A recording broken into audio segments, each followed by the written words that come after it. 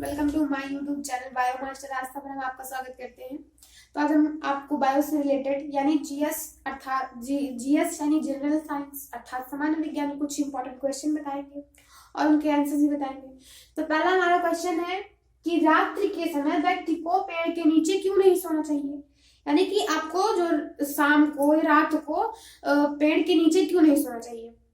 तो इसलिए नहीं सोना चाहिए क्योंकि जो है कि जो पेड़ पौधे होते हैं वो रात को जो है कि ऑक्सीजन लेते हैं और कार्बन डाइऑक्साइड मुक्त करते हैं रात में।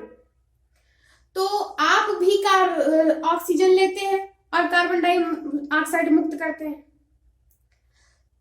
यदि आप भी वहीं पर उसके नीचे सोएंगे और वो भी ऑक्सीजन ले रहा है, आप भी ऑक्सीजन ले रहे हैं, तो ऑक्सीजन की मात्रा वहां पर कम हो जाती।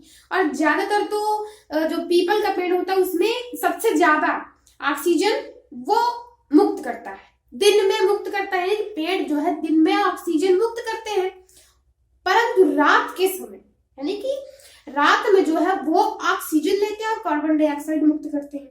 और ये आदमी जो ये प्रक्रिया हमेशा करता है, 24 घंटे ऑक्सीजन लेगा, कार्बन डाइऑक्साइड मुक्त करेगा। परंतु पेड़ जो है कि दिन में ऑक्सीजन मुक्त करते हैं और रात को ऑक्सीजन लेते हैं। इसलिए इंसान को नहीं सोना चाहिए क्योंकि वहां पर ऑक्सीजन की थोड़ी बहुत मतलब मात्रा में कमी आ जाती है, क्योंकि वो भी ऑक्सीजन ले रहे हैं, आप भी ऑक्सीजन ले रहे हैं, तो वहां पर आपको सांस लेने में प्रॉब्लम होगी। ठीक। और अगला हमारा क्वेश्चन कि सभी जीव जंतुओं के लिए ऊर्जा का स्रोत क्या है। यानी कि आपके लिए, हमारे लिए और सबके लिए ऊर्जा का स्रोत क्या है। ऊर्जा का स्रोत क्या है? तो ऊर्जा का स्रोत तो आप सबको पता ही होगा, यानी कि सूर्य यानी कि सन। ऊर्जा का स्रोत, आपके पावर का स्रोत जो है वो सूर्य होता है यानी सन होता है। और अगला है हमारा क्वेश्चन कि जो ग्लूकोज होता है, यानी ग्लूकोज का मतलब जैसे आप जब बीमार हो जाते हैं, आप में वाटर की कमी यानी पानी की मात्रा जो बहुत कम हो जाती है, तो डॉक्टर्स आपको ग्लूकोज चढ़ाते हैं। ग्लूकोज शीशी में आता है व्हाइट व्हाइट, यानी कि जल होता है, वो पानी ही होता है, उसे ग्लूकोज यानी शुद्ध करके जब बनाया होता है तो वो ग्लूकोज होता है। उसका सूत्र क्या होता है? तो उसका सूत्र होता है C6H12O6, यानी C यानी कार्बन की मात्रा होती है 6 और हाइड्रोजन की मात्रा होती है 12 यानी 12 और ऑक्सीजन की मात्रा होती है 6 यानी C6H12O6। C6H12O6 ग्लूकोज का सूत्र है। और अगला हमारा यानी कि अगला हमारा क्वेश्चन है कि वसा का पाचन कौन करता है। वसा का पाचन कौन करता है? तो वसा का पाचन जो है लाइपेज करता है, यानी वसा का पाचन लाइपेज करता है। और अगला हमारा क्वेश्चन जो है पीयूष ग्रंथि। पीयूष ग्रंथि कहाँ पर पाई जाती है? तो जो पीयूष ग्रंथि होती है इसे मास्टर ग्रंथि या फिर पिट्यूटरी ग्रंथि के नाम से भी जानते हैं, और ये आपके पश्च मस्तिष्क में पाई जाती है, यानी पीछे के वाले भाग में पाई जाती है, और ये मटर के दाने जितनी होती है। यानी पिट्यूटरी ग्रंथि मटर के दाने जितनी होती है और आपके पश्च भाग पर पाई जाती है, यानी पिछले भाग पर पाई जाती है।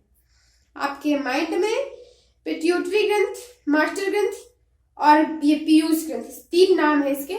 और ये मटर के दाने जितनी छोटी होती है और ये आपके पश्च यानी पिछले वाले भाग में पाई जाती है। और अगला है हमारा कि जो मानव नेत्र है, मानव नेत्र में वस्तु का प्रतिबिंब किस पर बनता है?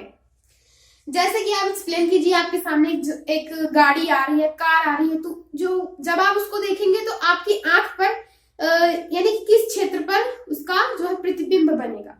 तो उसका प्रतिबिंब रेटिना पर बनेगा, यानी कि आपकी आंख में रेटिना जो होती है उस पर कार का प्रतिबिंब बनेगा।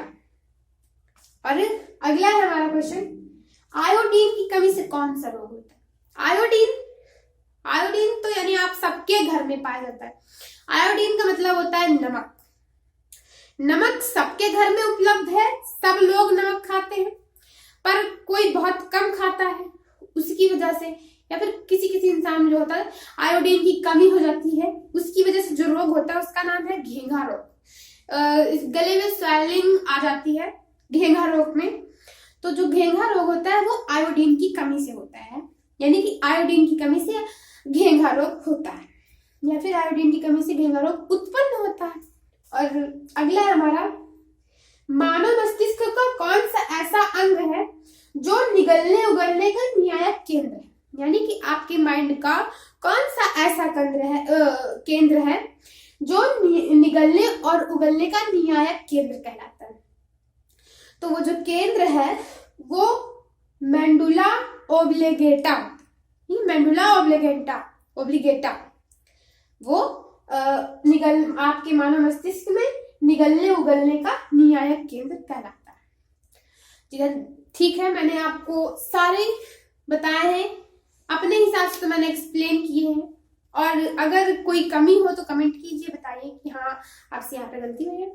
और अगर पसंद आया हो तो लाइक कीजिए, हमारे चैनल को सब्सक्राइब कीजिए। धन्यवाद।